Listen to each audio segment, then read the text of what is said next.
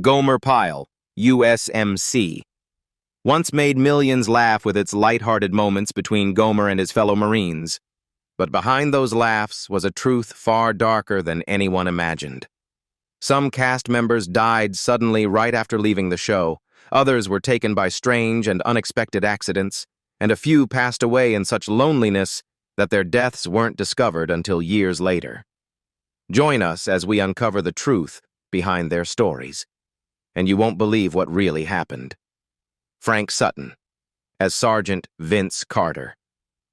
Sergeant Vince Carter, a loud, demanding, but secretly soft-hearted Marine drill instructor, was portrayed by Frank Sutton. At 41 years old, Sutton brought explosive energy and razor-sharp comedic tension to Gomer Pyle, USMC in 1964, becoming the show's dominant force opposite Jim Nabors. Through this role, he gained the widespread recognition and career stability he had been chasing for years. Born on October 23, 1923, Sutton carried emotional and physical wounds long before he ever put on Carter's uniform. After 14 brutal assault landings in World War II, he returned home with trauma he never fully discussed. His acting career began with hope, but quickly turned punishing. Years of being typecast as a military man, repeated rejections for dramatic roles, and the disappointment of failed stage productions left him exhausted and discouraged. Though he found success in Marty and the Satan Bug, Hollywood kept pushing him back into one box: the angry sergeant. His marriage to Toby Igler, whom he wed in 1949, endured, but not without strain. In their early years, unstable income forced the couple through constant stress, arguments about bills, and long separations while Sutton toured for stage work. As Gomer Pyle demanded 12-hour filming days, he missed milestones in the lives of his two children, Joe and Amanda, which deepened guilt and tension at home. Meanwhile, chronic stress and heavy smoking tore at his health. He suffered from hypertension, fatigue, and undiagnosed heart issues that he ignored because he feared losing work. On June 28, 1974, while putting on makeup backstage for the play Love in Shreveport, Louisiana, Frank Sutton collapsed and died instantly from a massive heart attack at the age of 50. He was buried in Greenwood Cemetery in Clarksville, Tennessee, not far from where he first fell in love with acting. His net worth at the time, around $1 million, reflected a career built on grit rather than ease Jim Nabors as Gomer Pyle. Gomer Pyle, a soft-hearted and naive Marine recruit, was portrayed by Jim Nabors. At 34 years old, Nabors brought an unforgettable innocence and wide-eyed wonder to Gomer Pyle, USMC in 1964, anchoring the series from its very first episode until 1969. His gentle comedic timing softened the entire tone of the show, and for millions of viewers, he became the emotional core of the Marine Corps barracks. Born on June 12, 1930 in Sylacauga, Alabama, Nabors grew up battling asthma, isolation, and the quiet urgency to escape a life that felt too small for his talent. His rise began modestly through backstage TV work before Andy Griffith discovered him. Yet success came with a hidden price. Hollywood quickly locked him into the persona of the sweet, dim-witted innocent, creating a suffocating typecast that clung to him for decades. Even as he won acclaim with over 30 music albums and his own show, The Jim Nabors Hour, the emotional strain of hiding his sexuality in a harshly conservative era pushed him into a life of secrecy, fear, and internal conflict. These pressures were compounded by worsening health. Years of overwork and stress left his body vulnerable, and a devastating hepatitis B infection nearly ended his life in 1994, forcing a liver transplant and permanent immune suppression. Though he finally married his partner of 38 years, Stan Cadwallader, in 2013, after a lifetime of discrimination, the weight of illness and long-buried emotional wounds gradually pushed him into seclusion in Hawaii. Jim Nabors died on November 30, 2017, at age 87, passing peacefully at his Honolulu home from immune system complications linked to his transplant. He was honored as an honorary Marine, a rare tribute reflecting the profound cultural imprint of Gomer Pyle. His net worth at the time, about $40 million, stood as the quiet legacy of a man who carried both immense success and immense sorrow with equal grace, Elizabeth MacRae, as Luann Poovey. Luann Poovey, the sweet Southern girlfriend whose gentleness balanced Gomer's innocence, was portrayed by Elizabeth MacRae. At 28 years old, she brought warmth and vulnerability to Gomer Pyle, USMC in 1964, leaving a lasting impression across 15 episodes. The role gave her the visibility she had struggled to obtain for years in Hollywood. Born on February 22, 1936 in Columbia, South Carolina, MacRae entered Hollywood with talent and training, but quickly found herself boxed into supporting roles. Despite appearing in more than 50 television shows, she spent years fighting for opportunities that never came, especially after her first husband, Amos Stack Jr., was blacklisted during the 1950s. That scandal severely damaged her financial stability and reputation. Even when she found success in The Andy Griffith Show, Gunsmoke, and General Hospital, the emotional weight of those early career losses followed her. Her personal life held even deeper wounds. She married 3 times, and each marriage carried its own heartbreak. Her second husband, actor and screenwriter Nedrick Young, whom she married in 1965, became the center of her world, only for her to lose him suddenly to a heart ailment in 1968. The shock devastated her. She remarried in 1969 to Charles Halsey Jr., a Wells Fargo executive, but he too died in 1988 after years of declining health.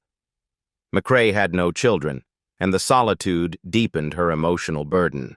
By the early 2000s, declining heart health and aging pushed her into retirement in North Carolina, where she devoted her time to counseling others struggling with addiction. Elizabeth MacRae died on May 27, 2024, at age 88, from heart-related complications. She was remembered as a woman who carried extraordinary grief behind a gentle smile. Her estimated net worth of $2 million came from decades of steady acting work and real estate investments. Alan Melvin as Sergeant Charlie Hacker. Sergeant Charlie Hacker, a sharp-witted rival to Sergeant Carter, was portrayed by Alan Melvin. At 41 years old, Melvin brought a sly, humorous edge to Gomer Pyle, USMC in 1964, giving the series one of its most enjoyable recurring antagonists. Thanks to this role, he gained a new level of comedic recognition and became a dependable face across multiple CBS productions. Born on February 18, 1923 in Kansas City, Missouri, Melvin grew up fast after losing his father early, a trauma that fueled his lifelong obsession with work. His career became a marathon. Over 200 film and TV appearances, constant voiceover sessions, and endless guest roles.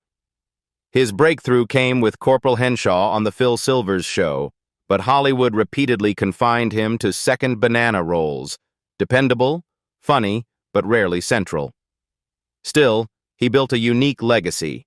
His iconic voice as Magilla Gorilla, 1964 to 1967, and later the beloved butcher Sam Franklin in The Brady Bunch, 1969 to 1974.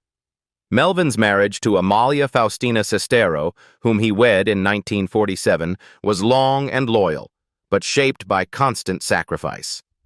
Amalia raised their 2 children largely alone, while Melvin moved from sitcom sets to animation studios and commercial shoots.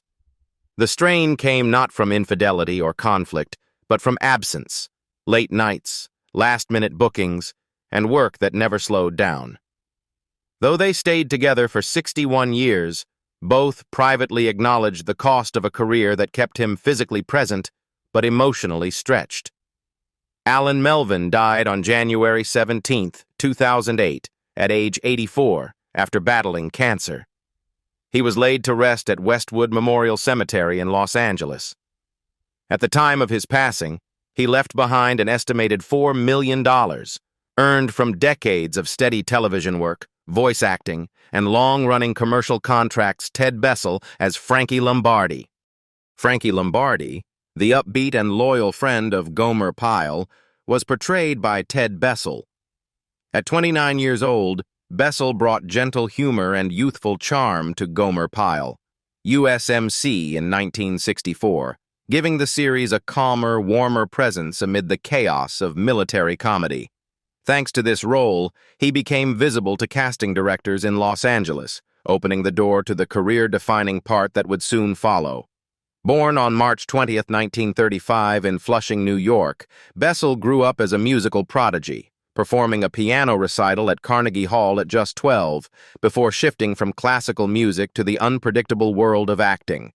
His early success in That Girl, 1966 to 1971, as Donald Hollinger earned him 2 Emmy nominations, but it locked him into romantic nice guy roles. He soon struggled to escape. His transition into directing was motivated by frustration rather than ambition, as acting opportunities dried up and his professional identity became harder to stabilize. Bessell's personal life was marked by emotional turbulence. His first marriage to Donna Gordon ended quickly. His second marriage to Janine Dara was annulled after 4 years, and although his final marriage to Linnell Nobori lasted until his death, the scars of 2 previous collapses left him guarded and weary. None of these unions produced children, deepening the sense of isolation he carried quietly behind his charming on-screen persona. While he continued working, directing The Tracy Ullman Show and preparing a feature film adaptation of Bewitched, the stress of career reinvention never fully eased. Ted Bessell died suddenly on October 6, 1996, at age 61, from a ruptured aortic aneurysm. He was interred at Woodlawn Memorial Cemetery in Santa Monica. His estimated $3 million net worth came from a blend of acting royalties, directing fees, and long-term television residuals. Barbara Stewart, as Bunny Bunny, the lively and affectionate girlfriend of Sergeant Carter, was portrayed by Barbara Stewart.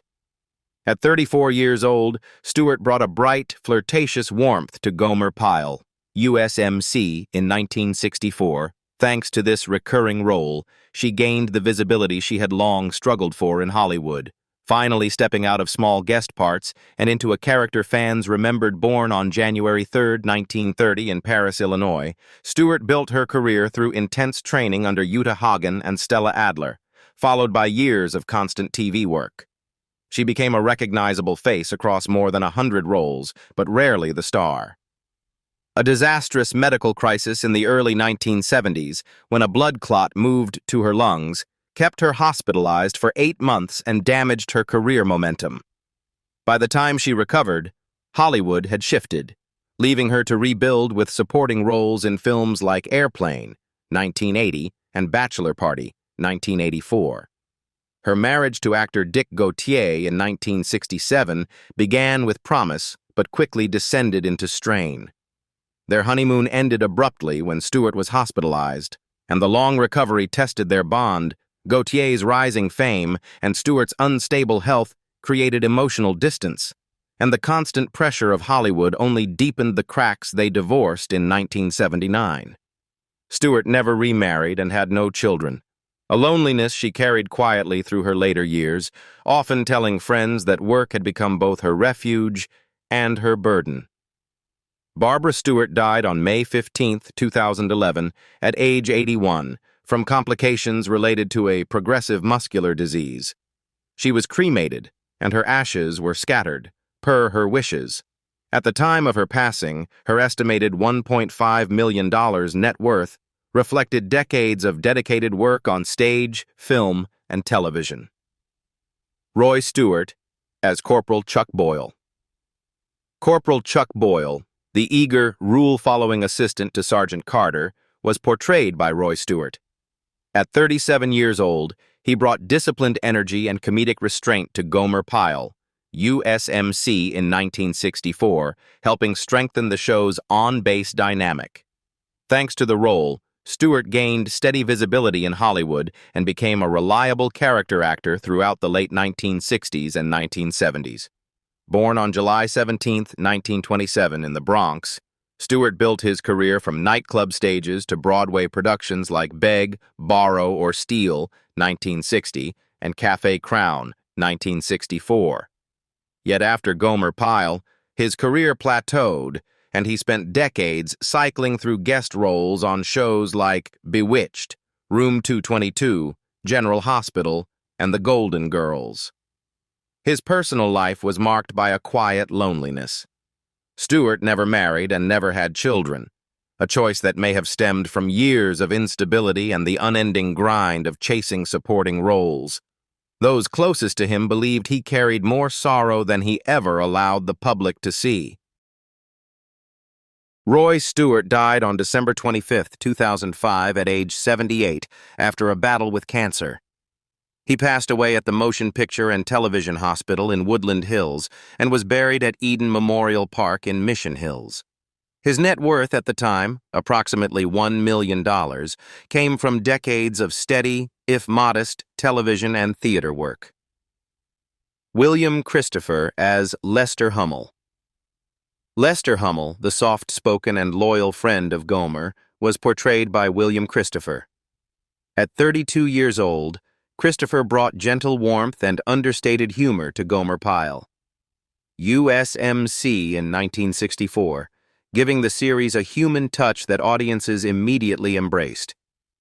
That visibility became the stepping stone that later landed him the life-changing role of Father Mulcahy on MASH.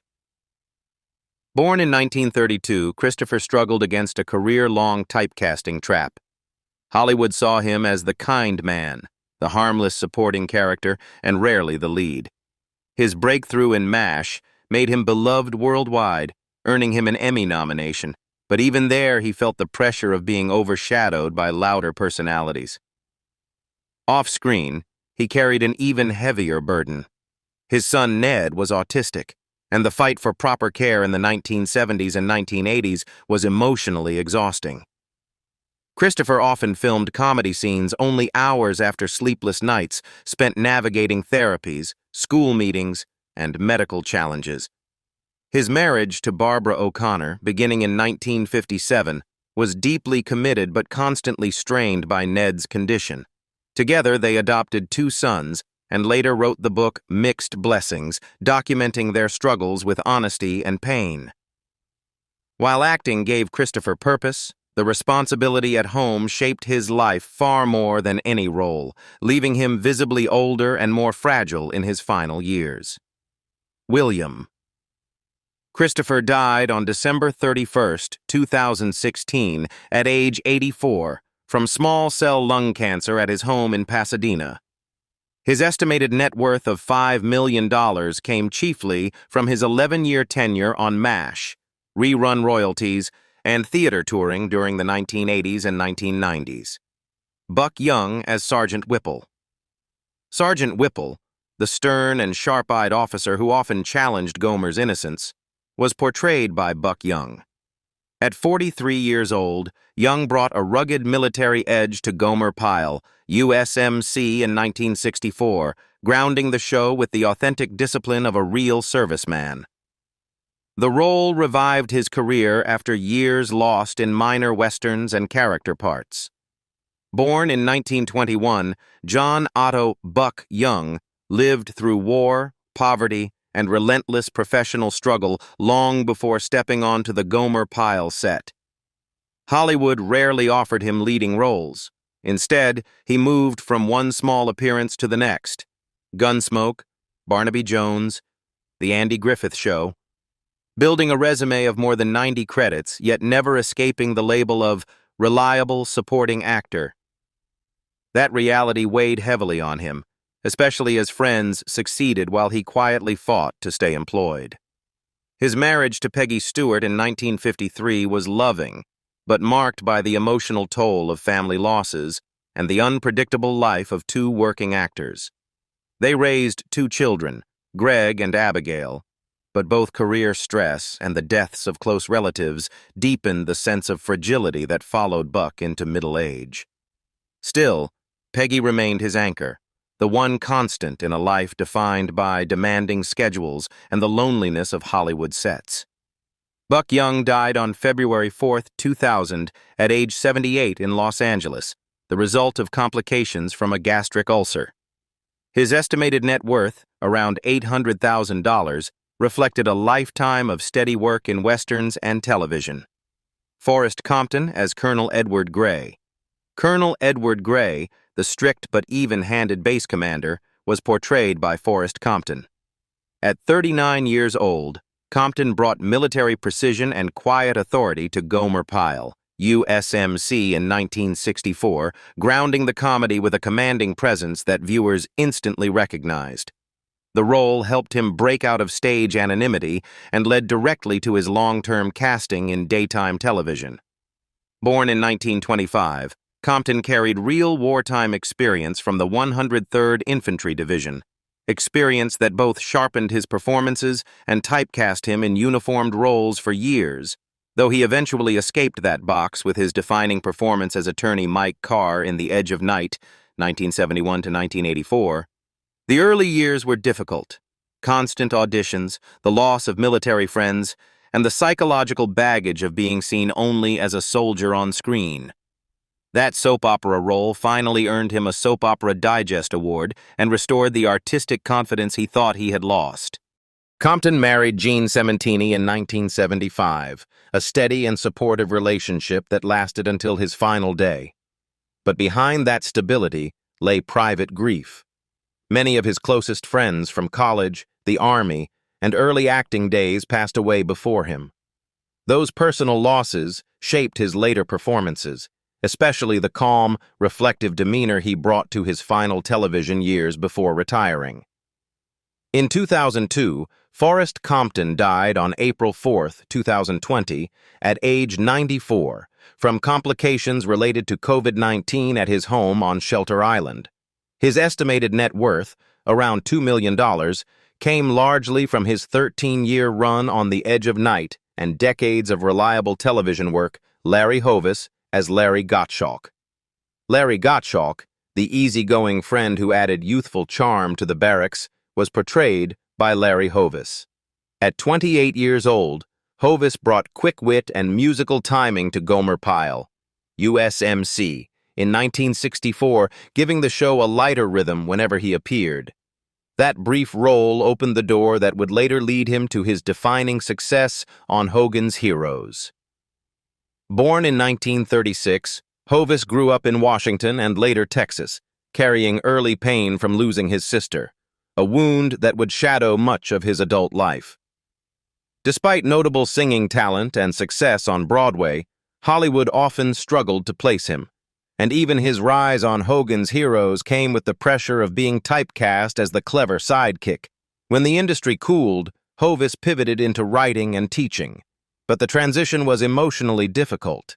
He feared it meant his career had stalled, even though his students later called him the most passionate mentor they ever had. His marriage to Carol Ann Corrigan, beginning in 1960, brought 4 children into his life, but the pressures of constant travel and unstable television work fractured their relationship. Their eventual separation left Hovis with deep emotional exhaustion, and though he remained a caring father, the family tension followed him quietly for years.